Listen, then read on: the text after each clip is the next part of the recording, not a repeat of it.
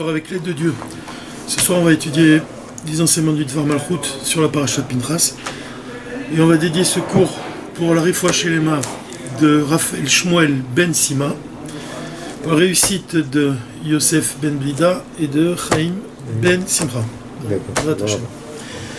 Alors, il y a beaucoup d'enseignements dans cette paracha qui sont vraiment intéressants et qui sont précieux, parce qu'ils peuvent vraiment nous aider dans notre service divin, comme vous allez voir. Et la paracha commence, toute la paracha Pinchas. En fait, le rabbi il explique très vite, dans le Dvar Malchut, il dit que dans la paracha Pinchas, Medoubar Odot Chalukat Eretz Israël. On parle du partage de la terre d'Eretz Israël entre les 12 tribus. C'est intéressant parce que dans les temps futurs, même la tribu de Lévi recevra une part. Ça fait qu'en fait, il y aura 13. Ça ne sera pas partagé en 13 parties. Mais bon, pour le moment, le partage de la terre d'Israël, quand les enfants d'Israël pénètrent en Eretz Israël, il s'effectuait au moyen d'un goral. Goral, en fait, ça vient de Grala, un tirage au sort. Et la Torah, elle nous explique de quelle manière on procédait. Alors, comment ça se passait? On écrivait sur 12 billets les 12 noms des tribus de chaque tribu. Et sur 12 autres billets, on écrivait les délimitations des terrains, de chaque terrain. Ensuite, on les mélangeait, tous ces billets dans une urne, et puis on introduisait, le prince de chaque tribu, il venait, il tirait au sort, il introduisait sa main à l'intérieur, il prenait 2 billets. Donc il savait, il montait avec lui dans sa main le billet avec le nom de sa tribu et le billet des frontières qui avaient été explicitées pour lui. Donc, mais ce qu'il y avait d'exceptionnel dans le Goral, c'est qu'il parlait. En même temps qu'il tirait au sort, Rachid explique, et le Goral lui-même, il criait, Ayat Tzover, criait, Tzover, Véomer, et disait, le billet lui-même en fait, moi le sort, Ani Agoral, j'ai désigné telle frontière pour telle tribu. Donc là c'est quand même quelque chose d'exceptionnel. Pourquoi? Quelle est la signification profonde du fait que le Goral il parle? C'est la question qui est posée ici par le rabbi, et il va fonder toute son étude là-dessus. Il va expliquer en fait que le partage de la terre d'Israël, bien que ce soit une étape préparatoire au partage lui-même, donc c'est, en hébreu on dit tzedadi, tzedadi ça veut dire auxiliaire. Auxiliaire, hein, c'est pas quelque chose. Pas quelque chose vraiment de. C'est pas. C'est-à-dire à côté, quoi. Voilà, c'est pas pour. Le Goral, il est pas pour lui-même, il est pour. Il sert une autre chose. Et il sert quoi? Le partage de la terre. Mais bien que ce soit auxiliaire, bien que ce soit une étape intermédiaire, le rabbi il va expliquer que c'est essentiel. Et là-dessus, c'est un enseignement qui est vraiment précieux. Il va expliquer que dans la Gdusha, même dans les mots, même si on le dit dans les mots, écoutez ce qu'il dit. Et la Gdusha, chaque chose dans la sainteté, Kol Dava, Velu Atzedadi Beyoter, et même une chose qui est vraiment pas essentielle, quelque chose qui nous prépare, une préparation à une chose essentielle, une introduction, c'est décider d'après Dieu. C'est Dieu qui la décide, cette chose-là. Bimele tofes makom chashuv bifnei atzmo. Ça veut dire qu'elle elle demeure essentielle. Même ce qui est préparatoire, c'est essentiel dans la Gdusha. Et là-dessus, le rabbi il va nous donner un enseignement qui est vraiment important. Et pour expliquer l'importance d'une préparation, de ce qui introduit à un acte important, il va raconter une histoire avec le rabbi Rachab. Il va raconter qu'un jour, lors d'une Idva Adout, avec les Bachurim de la Yeshiva, c'est-à-dire que le rabbi Rachab, c'est lui qui a fondé les Yeshivot, vraiment de Pnimim, Tomchei Pnimim, c'est celle qui il a imposé l'étude de la Chassidoute en même temps que l'étude de la partie révélée de la Torah. Et un jour, alors qu'il s'apprêtait à dire un discours chassidique, vous savez comment ça se passe. Lors d'un Farbrengen, avant que le rabbi prononce un discours chassidique, on chante un nigoun. Et pendant que les chassidim, les jeunes chassidim étaient en train de chanter le nigun, le Rabbi Rachab, il a entendu qu'il se pressait.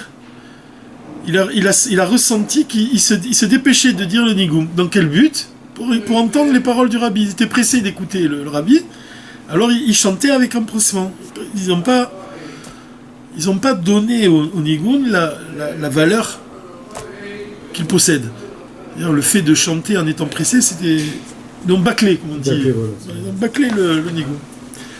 Alors au lieu de dire le discours comme c'était prévu, le Rabbi Rachab, il a donné une sira entière, complète, sur ce sujet-là. Et il a dit que un homme profond, pnimi, quand est-ce qu'on peut dire d'un homme qu'il est réellement profond? C'est quand il engage tout son être dans la chose qu'il fait. Et quelle que soit la chose qu'il fait. Donc ça veut dire que il doit impliquer toutes ses forces, il doit investir toutes ses forces à chaque moment de sa vie, à chaque situation qu'il est en train de vivre. Et dans ce cas, on ne peut pas dire qu'une situation est plus importante qu'une autre. D'ailleurs, le Rabbi Rachab, le fils du Rabbi Rachab, c'est le Rabbi Rayatz, il a dit une fois à son gendre, le Rabbi, alors qu'on a raconté cette histoire il n'y a pas longtemps. Le Rabbi Rayatz, il était entre deux voyages, comme ça. Il arrivait d'un endroit, il s'apprêtait à partir dans un autre endroit, et puis il était comme ça, à un moment où n'importe quelle autre personne aurait été stressé, pressé. Et le Rabbi, il a remarqué que son beau-père était très calme, au contraire. Alors il est allé le voir, il lui a dit « Comment vous faites pour être aussi calme ?» Le Rabbi, il va se voir son beau-père. Oui, le Rabbi. Il est allé voir son beau-père, il lui a demandé « Comment vous faites pour être aussi calme dans un moment où, en général, on est très, très, très tendu ?» Et le Rabbi Rayatz a dit à son gendre « Quand on vit le moment présent, alors ce moment-là, il devient éternel même. On peut saisir l'éternité de chaque moment. » Ça s'accorde un peu avec l'enseignement du Rabbi Rachab. À partir du moment où tu vis un événement, quel qu'il soit, c'est ça qui est intéressant. Tu dois t'y engager totalement. Tu dois vraiment t'y engager, mais de toutes tes forces, de tout ton pouvoir et de toute ton âme. Il n'y a pas un moment qui est plus important que d'autres. Ça s'accorde aussi avec un enseignement de Rashi dans la Parashat Ekev, où Rashi explique, il dit que on a tendance à fouler certaines mitzvot avec le talon. C'est-à-dire qu'il y a des mitzvot qui, à nos yeux, elles sont pas réellement importantes, elles ne trouvent pas un écho suffisant pour s'y consacrer pleinement, et on les foule avec le talon. Donc il dit qu'au contraire, personne n'est en mesure de déterminer qu'est-ce qui est plus important que telle mitzvah est plus important que telle autre mitzvah. Au contraire, chaque mitzvah, elle s'inscrit dans le projet divin. Donc il y a 613 mitzvot, mais chacune, elle a une importance essentielle. Et même ce qui te prépare à la mitzvah, c'est essentiel. C'est ça l'enseignement qui est donné ici, un des premiers enseignements du Rabbi sur notre paracha. C'est qu'on doit se préparer à une chose qui est importante, avec la même rigueur que cette chose-là importante. Ce qui nous semble essentiel, évidemment qu'on doit s'y consacrer pleinement. Écouter le discours du Rabbi, évidemment que c'est une chose essentielle. Évidemment que c'est quelque chose qu'on doit investir toute notre écoute, tous nos sens, et doivent être éveillés quand on écoute les paroles du Rabbi. Mais pour bien justement saisir les paroles du Rabbi, la préparation au discours du Rabbi, elle est aussi importante. Donc le Rabbi Rachab, quand il a senti que les élèves de la yeshiva ils bâclaient le nigun pour écouter les paroles du Rabbi, il a vu qu'en fait ils avaient pas compris quelque chose d'essentiel. C'est que si vraiment tu veux réellement profiter du discours du Rabbi, tu dois t'y préparer avec la même force. Ça, c'est quelque chose qui est fondamental. Et en d'autres termes, tu pourrais dire les choses ainsi. Tu veux dire que tu dois dire que dans n'importe quel moment que tu vis, tu dois le vivre, ce moment, tu dois être là. Tu dois être réellement là. Tu ne dois pas avoir d'absence. Ce que dit le Rabbi Rayatz, c'est ça qu'il veut dire quand il dit si tu vis réellement le moment présent, alors le moment présent devient éternel. Qu'est-ce qu'il veut dire ? Il veut dire qu'à partir du moment où tu es là vraiment, alors tu as le pouvoir de t'élever au-dessus du temps, de saisir le contenu du temps, de saisir l'intention du temps, l'intention de Dieu, l'intention divine qui est à chaque moment. Comme on dit du rabbi de la Morazakan, on dit que quand il était en prison, il pouvait pas voir la course du soleil. Malgré tout, il savait exactement quelle heure il était. Pourquoi ? Parce qu'il saisissait l'instant qu'il vivait, au moyen des combinaisons des lettres du nom de Dieu. Comme ça, c'est raconté. C'est-à-dire, chaque moment de la journée, il correspond à une combinaison du nom de Dieu. Et la Morazakan, il sentait ce moment-là. Donc ça implique un ordre, un seder. D'ailleurs, le chiffre 770, il ressemble au mot seder. C'est vrai, hein. On dirait que c'est vraiment même le Rabbi Rayat, le Rabbi après lui, ils insistent, ils soulignent l'importance d'avoir un seder. Mais avoir un seder, c'est de vivre le moment présent et de jamais fuir ce moment présent. C'est pour ça que même, cet enseignement il est important parce que moi j'avais un ami qui m'a dit que il y a beaucoup de gens, même des gens qui sont même attachés à la Torah, à ses commandements, qui se droguent.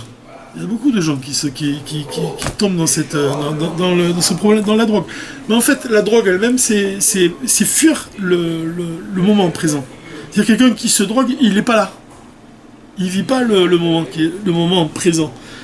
Alors qu'un chassid, il se doit de vivre le moment présent, mais vraiment de toutes ses forces. Et c'est d'autant plus important que vivre le moment présent, c'est aussi dans le but, on a un but, une kavana. C'est laquelle ? C'est de faire de la terre d'Israël une terre de sainteté. C'est de préparer ce monde-là à la venue du Mashiach. C'est ça la conquête de la terre d'Israël. C'est vraiment ça. C'est comme le Rabbi Rayat l'explique, il dit « Faites-moi un sanctuaire et je résiderai parmi vous. » Comme ça, Dieu il dit les choses.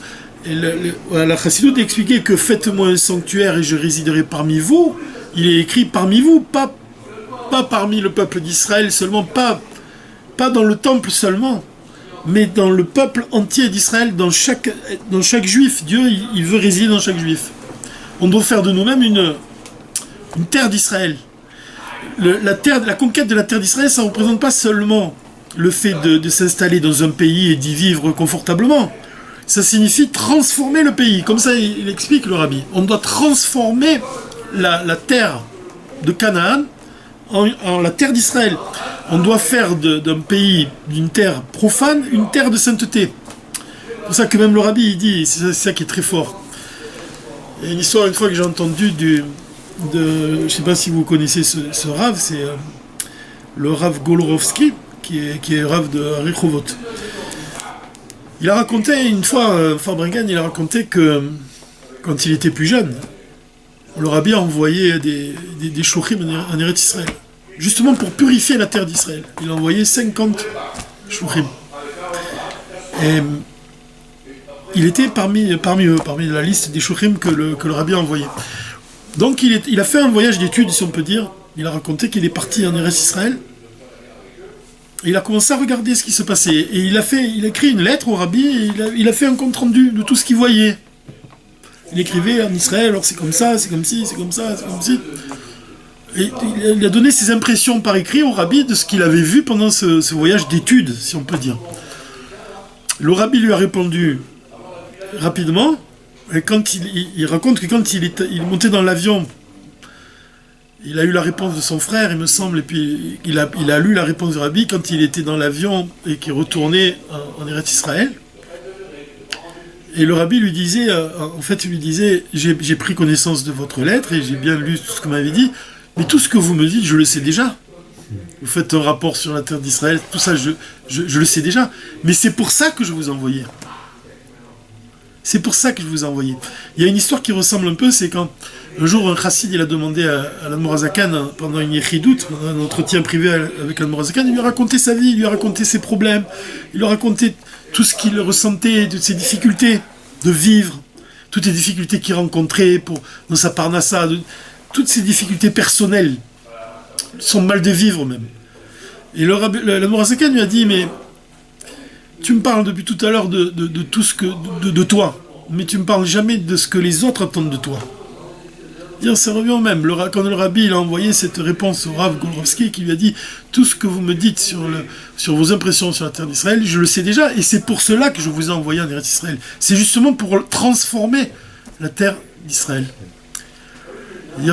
C'est propre à la chassidoute. Dans le Inyana chez Torah chassidoute, le rabbi explique que la qualité de la chassidoute, c'est de transformer la nature de l'âme animale. Et ça s'accorde aussi à une histoire que le rabbi rapporte ici dans le Devar Malchut, avec le Tzemar Tzedek. C'est un chassid du Tzemar Tzedek, il est un jour rentré en Yechidout dans le bureau du rabbi, et il lui a demandé une bracha pour aller en Eretz Israël. Il voulait s'installer en Eretz Israël. Et l'Admorazakan lui a dit, pourquoi tu veux voyager en Eretz Israël? Fais ici Eretz Israël. Fais ici, Chutz Laaretz. En dehors d'Israël, tu dois faire la terre d'Israël.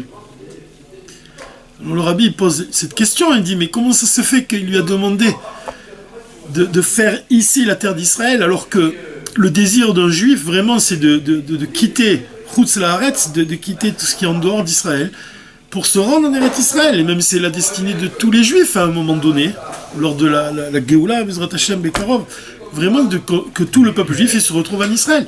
Qu'est-ce que ça signifie? Fais ici la terre d'Israël. Pour faire ici la terre d'Israël, en fait, tu dois comprendre en premier que ça s'accorde avec l'idée qu'on a dite, l'idée que tu dois être là. Tu dois réellement être là. Faire vraiment transformer le profane en une terre sacrée, ça signifie que tu dois engager toutes tes forces. Et là-dessus, le rabbi, il amène un enseignement qui est essentiel. Il dit que engager toutes ses forces, ça signifie que quand tu accomplis une mitzvah, tu dois la mener à la perfection, cette mitzvah. C'est quoi amener une mitzvah à la perfection? C'est quand tu lui associes la pensée, la parole et l'action. Même une mitzvah que tu accomplis, qui n'a pas besoin d'une kavana, d'une intention, d'une pensée. C'est-à-dire que d'après le din, d'après la loi de Dieu, tu es quitte uniquement quand tu accomplis la mitzvah elle-même. Comme par exemple le fait de se tremper au mikvé. Même si tu rentres dans un mikvé et que sans avoir une kavana profonde, une intention profonde, le fait que tu te trempes dans le mikvé entièrement, le corps évidemment, il faut que le mikvé il rassemble toutes les conditions d'un mikvé, il faut que ce soit cachère. Mais quand tu sors du mikvé, c'est parce qu'on devient pur quand on sort du mikvé. C'est pas quand on est dans l'eau, c'est quand on sort de l'eau, on devient pur. Et le fait de t'être trempé, même sans kavana, tu as accompli une mitzvah, c'est cachère. Ce que tu as fait, c'est cachère. Même une mitzvah qui n'a pas besoin de marshava, de pensée, le rabbi il dit, malgré tout, tu l'amènes à la perfection quand tu ajoutes une intention. Tu vois, même si d'après le din, c'est cachère, même sans la pensée, ça amène une perfection à la mitzvah, le fait que tu amènes une pensée. Et le rabbi, il dit que la perfection, vraiment, la shlemut shalem. Alors, j'ai toujours pensé que le mot juif, peut-être le nom de famille Selem, peut-être c'est lié avec aussi Shalom, et Shelem, shlemut, Shalem aussi. Le fait Selem, c'est possible. Je pensais que c'est lié avec ça. La shlemut d'une mitzvah, la perfection d'une mitzvah, c'est quand tu réunis ces trois éléments, la pensée, la parole et l'acte. Et c'est vrai que si tu investis la pensée, la parole et l'acte, alors la mitzvah, elle va être imprégnée d'une qualité que toi-même tu lui as donnée, qui va être exceptionnelle, on va remarquer. Et le monde lui-même, il doit être imprégné de cet investissement. C'est-à-dire que tu dois métamorphoser le monde, tu dois transformer le monde. De quelle manière? En accomplissant les commandements divins. De quelle manière? En atteignant la perfection des commandements divins par la pensée, la parole et l'action.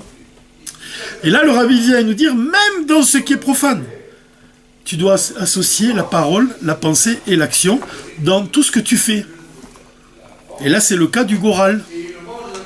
Le Goral, donc c'est une étape qui est préparatoire au partage de la terre d'Israël. Malgré tout, il rassemble les trois.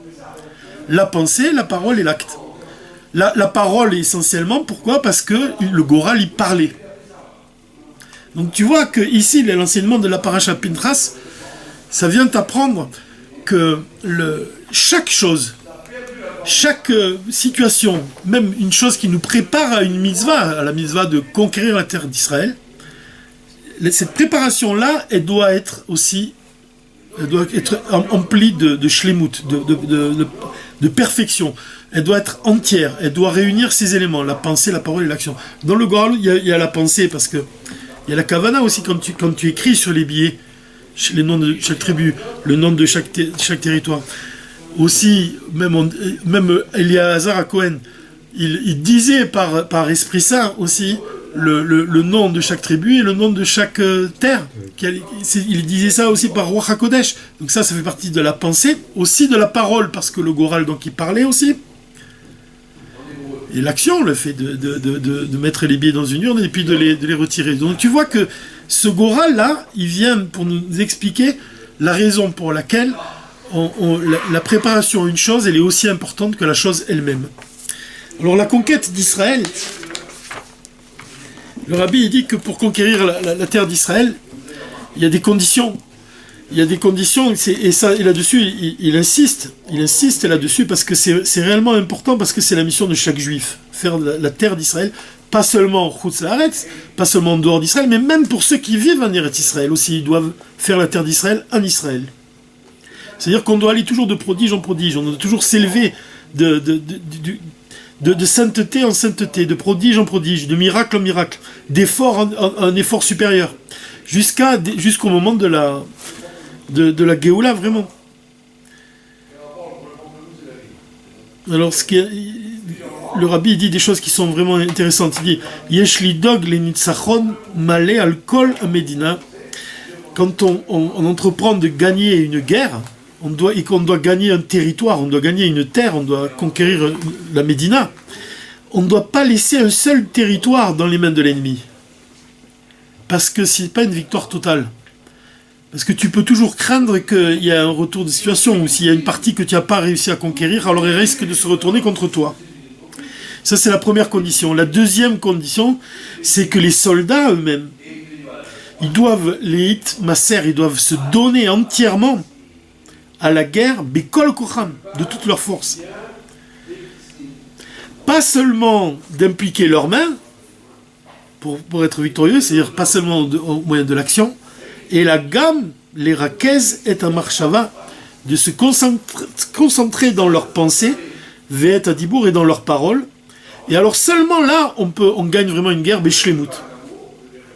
De la même façon, pour conquérir le monde et pour le transformer en une terre de Kedusha, on doit s'assurer que chaque détail il soit sanctifié.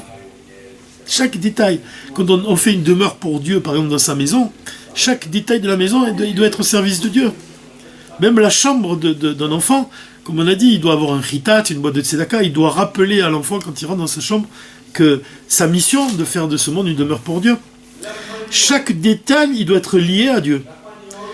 Deuxième condition, on doit l'itmaser, encore une fois, se donner, messirut, l'itmaser, c'est ça, le messirut nefesh, faire don de soi-même, de manière totale, et s'inquiéter que l'essence de Dieu, quand on fait une demeure pour Dieu, on fait une demeure pour son essence. On ne fait pas une demeure simplement pour un dévoilement superficiel, on fait c'est un dévoilement de l'essence de Dieu. Donc ça signifie que ça implique même qu'on doit accomplir chaque mitzvah, non seulement pas seulement par la parole, mais aussi ou par la pensée, ou seulement par l'acte, mais par les trois. Pourtant, on voit que, de manière générale, on dit que la tefila, elle représente quoi? Elle exprime essentiellement la pensée. L'étude de la Torah, elle explique essentiellement le dibour. Et le kiyum mitzvot, l'accomplissement des commandements divins, c'est le maasé. Mais le rabbi vient de dire, dans les mots, et là, l'enu, les itmaser, les kol mitzvah, on doit se consacrer à chaque mitzvah ou mitzvah, les chaloutin complètement. Et comme on a dit, Afelu imiesh mitzvah chez les tzorer kiyuman, même s'il y a une mitzvah que pour l'accomplir, on a seulement besoin du maasé, de l'action, ça c'est seulement d'après le din. Aval shlemut, mais la perfection elle est atteinte quand l'homme il l'accomplit en s'y donnant entièrement, par sa pensée, par sa parole et par son acte.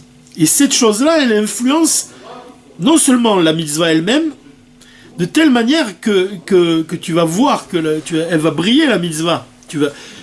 Comme le rabbi il dit que, un enseignement de la Morazaken qui est très beau, il dit que les vêtements de l'âme, c'est la pensée, la parole et l'action.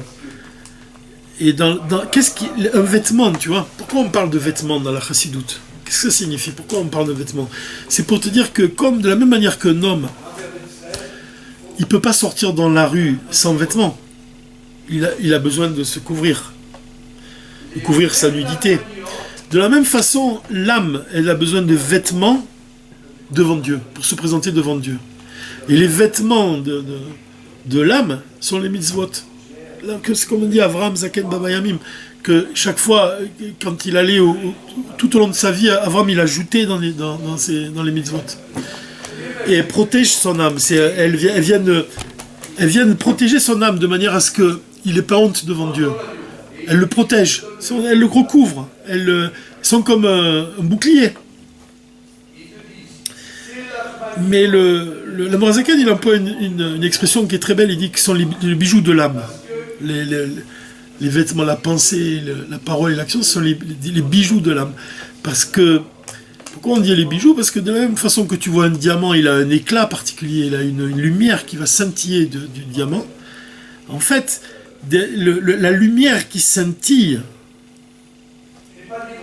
dans ta pensée, dans ta parole ou dans tes actes, c'est ton intention à toi, c'est la fusion de ton âme avec le divin. C'est quand tu es vraiment rempli de sainteté, quand tu vas au mikvé par exemple, que tu te sanctifies. C'est ça le sentiment de ton acte. C'est tout ce que tu vas... Et en fait, et c'est ça qui est intéressant, c'est que toute la préparation au commandement divin, il constitue l'éclat de ta mitzvah. Et c'est d'autant plus intéressant que tu vois que le nigun, l'histoire dont parle le Rabbi Rachab, il parle du nigun. Il dit qu'il ne faut certainement pas bâcler un nigun. D'accord? On est d'accord là-dessus. Et on a étudié que dans le cours précédent, on a parlé des sens, des 5 sens. Le Rabbi, je ne sais pas si vous vous souvenez, mais le Rabbi Rayatz, il explique, il dit que les sens même du plaisir, elles se révèlent dans les sens. Les sens du plaisir, elles se révèlent dans la vision en particulier, ou dans l'audition, dans le goût, dans l'odorat, et dans le toucher même. En fait, plus particulièrement le Shabbat, tu pourrais donner des exemples. Le jour du Shabbat, on dit que c'est la révélation de l'essence de l'âme, on monte entre Mitra et Arvit. Racines des racines, les secrets des secrets. C'est le cadeau que reçoit un juif le jour du Shabbat, parce qu'il s'est investi toute la semaine, il reçoit en cadeau, le jour du Shabbat, un amour au-delà de l'intellect. Il reçoit, en fait, c'est une âme supplémentaire. L'âme supplémentaire, c'est la révélation, en fait, de l'essence de son âme. Elle se révèle le jour du Shabbat. Et ça, tu le vois même dans le goût du manger du Shabbat. Une fois, j'avais entendu du Rav Sitruk, Alav Shalom, qui disait que l'invité du Shabbat, il insistait là-dessus beaucoup, il insiste là-dessus, où il dit que le manger du Shabbat, il a bon goût parce que c'est par le mérite des invités. Les invités. Ouais, le mérite des invités, le Shabbat. Donc tu vois qu'il a un goût particulier. Donc le plaisir du goût, c'est quoi? C'est la révélation de l'essence divine dans l'aliment lui-même, dans le goût. Dans l'ouïe, c'est quoi? Le nigun. Que tu écoutes, c'est pour ça qu'on a l'habitude de chanter les nigunim au moment de Mincha et Arvit, Dafka, précisément, ou du jour du Shabbat. C'est au moment de Razine des Razines, quand l'essence de l'âme se dévoile. C'est vrai. On écoute des nigunim, donc c'est là, tu vois que même une musique, elle peut même provoquer une extase au point que l'âme quitte le corps, on a dit. Donc tu vois que c'est lié avec l'essence de ton âme. L'odorat. L'odorat, c'est marrant, c'est au moment de l'Avdallah. Amavdil ben kodesh lechol, tu sens, pour que ce soit moins dur, tu sens une odeur. Tu pourrais dire à Mavdil ben les Géoula, les Galoutes, les Géoula, tu pourrais dire même, les Antachem, qu'il fait la différence entre la Galoute et la Géoula, que c'est malgré tout, tu dois garder un plaisir. Le plaisir du Shabbat, il se prolonge à la sortie du Shabbat et ça s'exprime par l'odeur. Donc tu vois que chaque plaisir, il s'exprime à travers un sens. De là, le Rabbi Rayat, il dit que l'essence même du plaisir, elle se révèle dans les sens et pas dans les forces de l'âme. C'est pas dans l'intellect ni dans les sentiments, c'est dans les sens qu'elle se révèle. Maintenant, le Rabbi Rayat, il donne une explication où il te dit que le sens, il va renforcer les forces de l'âme. C'est-à-dire par le fait d'avoir ce plaisir-là, comme le fait de regarder, par exemple, une image, il te dit, par la vision, ça exprime très fort. Il dit, c'est ce qui est le plus fort, c'est la vision. D'ailleurs, c'est pour ça que même on dit que le Machar, il va nous enseigner la Torah par la vision. C'est parce que c'est là que le plaisir est le plus fort. À tel point que des fois, quand tu regardes une chose, que c'est une belle chose, tu es incapable de t'en séparer, de la quitter des yeux. Il dit, mais par les yeux, donc, ça va se révéler ça va renforcer ton amour de Dieu ou ta crainte de Dieu. Pourquoi on dit même que de regarder l'image du Rabbi, c'est très positif? En fait, c'est la même chose. Parce que de regarder le visage du Rabbi, ça va renforcer ta émouna, comme il dit le Rabbi dans Ve'atat Tetzaveh, il dit ça nourrit de émouna. C'est vrai qu'il suffit de regarder l'image du Rabbi pour tout de suite sentir que tu te renforces, que ça renforce ta émouna. Donc tu vois que les sens, ils vont réveiller, ils vont renforcer l'amour et la crainte de Dieu qui sont des forces de l'âme, ça. Donc tu vois que et c'est marrant parce que tu pourrais l'exprimer de cette manière. On dit que le Yéricho, la ville de Yéricho, c'est le manoul, c'est le verrou, la serrure de toute la terre d'Israël. Et en fait, la serrure, le Yéricho, tu sais, on dit que c'est le manoul, la serrure de la terre d'Israël. C'est pour ça que le fait de conquérir Yéricho, c'est comme si tu vas conquérir toute la terre d'Israël. Yéricho, ça englobe toute la terre d'Israël. C'est la serrure. Mais Yéricho, d'après la Chassidut, on dit que c'est... Réach, c'est quoi? C'est un des sens, justement. C'est un des sens.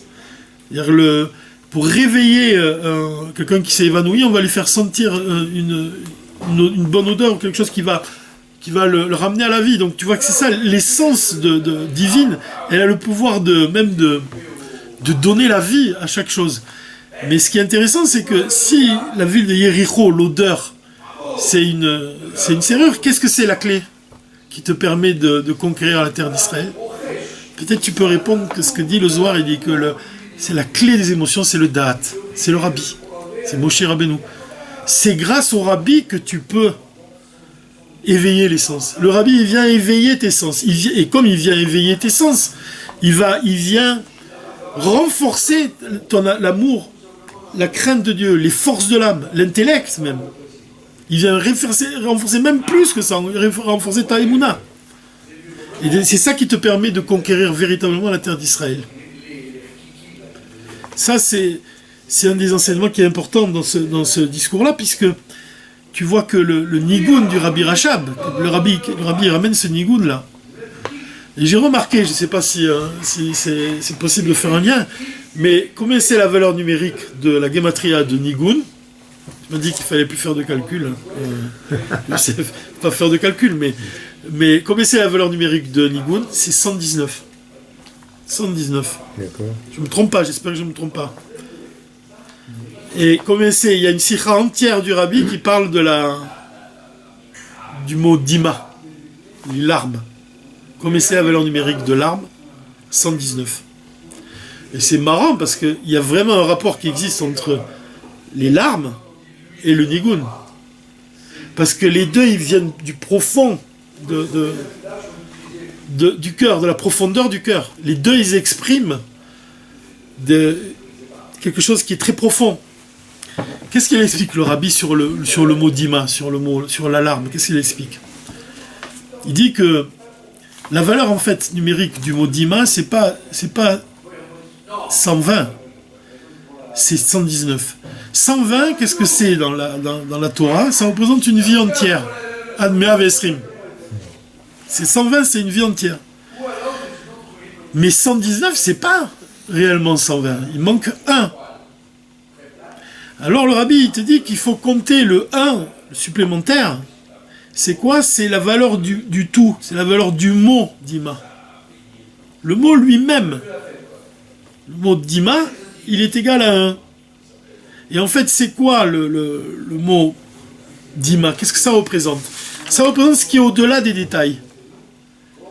119, ça représente les détails, mais le mot en entier, il représente le but des larmes. 1.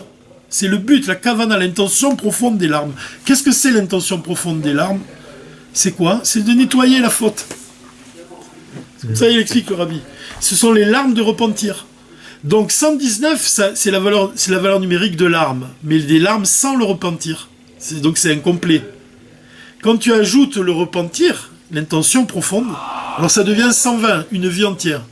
120, une vie entière, ça représente l'éternité, ça représente ça représente la joie qui est sans limite. C'est la même valeur, le rabbi vient nous faire remarquer que c'est aussi la valeur numérique du mot moed. Moed, c'est la simcha absolue, la fête, une fête juive. Moed.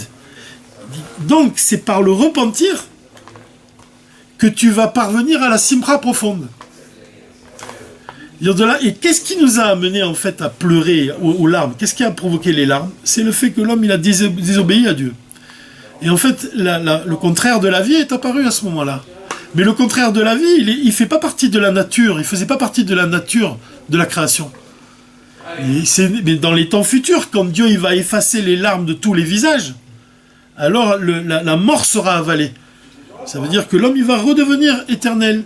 Le monde il va retrouver sa véritable nature, qui est éternelle. Comment tu parviens à cette éternité, donc au chiffre 120, c'est par la teshuva, par le repentir. Tu pourrais faire exactement le même calcul, ça n'engage que moi, mais sur le mot nigun. Le mot nigun, de par lui-même, sa valeur numérique c'est 119. Mais si tu prends la valeur maintenant numérique, si tu prends le 1 qui représente le mot nigun, c'est-à-dire l'intention du nigun, c'est quoi l'intention du nigun? Qu'est-ce que ça doit être? C'est ça la question qu'on peut se poser. Qu'est-ce qui doit exprimer le chant? On doit chanter par exemple au moment de Shabbat. Si tu dis ici que le chant que tu chantes avant le discours du rabbi, qu'est-ce qu'il doit exprimer? C'est la préparation au discours du rabbi, mais qu'est-ce qu'il doit exprimer réellement? Tu pourrais faire une association d'idées et tu pourrais répondre à cette question en disant que le nigun, la profondeur de nigun, il doit quoi? Exprimer quel sentiment? En fait, il doit exprimer le sentiment le plus profond qui existe dans le cœur de chaque juif. Et ça, c'est le rabbi qui dit, c'est quoi? Qu'est-ce que c'est le sentiment? Quel est le désir de chaque juif, même celui qui n'est pas du tout religieux? Même celui qui ne respecte pas les commandements divins, il a le même désir que son frère juif. Chaque juif, son désir le plus profond, c'est le dévoilement de Dieu. Quand tu parviens à dévoiler ce désir qui est au fond de toi, que tu désires le dévoilement de Dieu, c'est quoi? C'est la venue du Mashiach, en fait. À ce moment-là, le nigun, il atteint le chiffre 120. Et comme on a dit que le nigun, c'est une préparation au discours du rabbi, tu pourrais dire que le nigun, en fait, il représente quoi de nos jours? C'est notre préparation à quoi? Au discours du rabbi, il représente quoi? En fait, la Torah Chadasha, Miniti Tetse, une Torah nouvelle sortira de moi. C'est la Torah du Mashiach. Le discours du rabbi, c'est la Torah du Mashiach. De quelle manière tu t'y prépares? Quand tu dévoiles le nigun, en fait, qui est au fond de toi, dans la profondeur du cœur, Beumka Deliba, dans la profondeur de ton cœur, c'est quoi quand tu dévoiles ce désir-là? Ce désir-là le plus profond, en fait, c'est dévoiler même le désir de l'essence. C'est l'essence même de ton âme qui fait un avec l'essence divine. Il y a un point de l'âme qui fait un avec Dieu. Ce point-là, il doit s'exprimer dans le nigun lui-même. Et c'est intéressant parce que l'importance du nigun, ça mériterait même d'écrire un livre entier là-dessus. Parce qu'il y a tellement de choses qui sont dites à ce sujet sur le nigun. que le Nigun, quand l'Admorazaken, par exemple, il était interrogé, vous savez, il a été interrogé quand on l'a mis en prison et tout. Quand il a été interrogé par les autorités, on lui posait beaucoup de questions. Et à un moment, il ne pouvait plus répondre. Et au lieu de répondre, qu'est-ce qu'il a fait? Il a chanté un Nigun. Et tout le monde, en fait, les gens qui lui ont posé, quand ils ont entendu le Nigun de l'Admorazaken,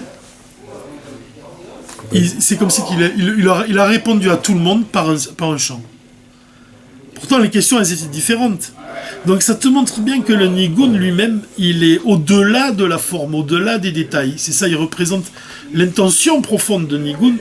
C'est ça qui te permet de parvenir à une vie entière, de parvenir au chiffre 120. Et donc là, on peut vraiment conclure là-dessus et dire que vraiment, c'est le Nigun qui prépare à la Torah du Mashiach. C'est exactement ce que dit le Tzemar Tzedek quand il dit « Fais ici la terre d'Israël ». C'est-à-dire « Fais ici la terre d'Israël », c'est quoi ici? Qu'est-ce que ça signifie ici? Ça signifie l'endroit où tu te trouves maintenant. Peu importe où tu te trouves, Bora Bora, ou en Pologne, ou à New York, ou à Paris, ou à Jérusalem. Fais ici la terre d'Israël. Fais à l'endroit où tu te trouves, au moment où tu te trouves la terre d'Israël. Dans l'instant que tu es en train de vivre. Même si c'est un moment qui te semble dénué de divin, profane même, précisément ce moment-là, tu peux le transformer et lui donner une empreinte qui est, grâce à cette empreinte-là, ce qui va suivre ensuite, ça va devenir un moment encore plus important. Tu vas imprégner le monde de chaque détail de ton existence, en investissant aussi toutes les forces de ton âme. Donc, fais ici la terre d'Israël, ça signifie ici, c'est quoi? C'est ton âme animale.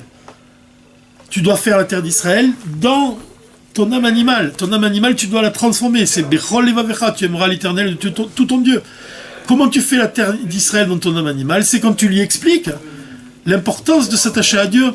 Tu dois expliquer à ton âme animale pourquoi elle doit s'attacher à Dieu, à combien elle est loin de Dieu. Il faut lui parler longuement, c'est comme ça, il explique, le rabbi. Fais ici la terre d'Israël, c'est quoi? Ici, c'est l'exil dans lequel on vit. Fais de cet exil dans lequel on vit la terre d'Israël. C'est-à-dire que l'exil lui-même, il doit devenir la terre d'Israël. C'est pour ça que le rabbi dit que dans le mot Géoula, il y a le mot Gola, l'exil. Ça veut dire que tu supprimes pas l'exil. Tu fais que ajouter un aleph au mot Gola. Tu fais que éclairer l'exil de la lumière divine. Mais d'une certaine façon, la Gola, l'exil, elle reste. Tu la transformes, tu la supprimes pas. Ça s'exprime par le fait de ne pas supprimer ton mauvais penchant, mais de le transformer, d'utiliser chaque moment de ton existence, chaque instant, chaque seconde de ton existence, de manière à le transformer pour que cet instant-là, il serve le même but, la révélation du Mashiach Bezrat Hashem Bekarov Mamash. Voilà.